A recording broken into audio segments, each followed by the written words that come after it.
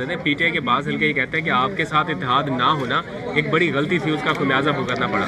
आप भी समझते हैं कि आपके साथ? देखिए, मेरे ख्याल में जब फैसला किया जा रहा था तो इस तरह का जहन में नहीं था कि नुकसान हो जाएगा इन दोस्तों को ना, लेकिन ये बाज़ औक़ात बाद फैसले हो जाते हैं जिनसे नुकसान होते हैं। अब देखें, पाकिस्तान के अंदर जो सीटें जीती हुई है 8 फरवरी को 9 को उन्होंने बदल दी हैं। तो आप ये जो हो रहा है, सारा कुछ हो रहा है, मेरे ख्याल में उन कुव्वतों को तरफ तवज्जो देनी चाहिए जिन्होंने 8 फरवरी के इलेक्शन को तब्दील कर दिया 9 वाले दिन, सेलेक्टेड लोगों को लेके आए और अभी तक जो नाइंसाफ़ी और इलाक़ानियत हो रही है। मेरे ख्याल में तवज्जो तो देनी चाहिए, ये अंदरूनी मसाइल और इख्तिलाफ़ात की तरफ तवज्जो नहीं देनी चाहिए। भाई मुझे बताएं कि ज़्यादा 9 फरवरी के दिन किसने चेंजिंग की है नताइज के अंदर? वो मुजरिम है। तवज्जो सारी उनकी तरफ डाइवर्ट होनी चाहिए और अभी भी वो चेंज कर रहे हैं।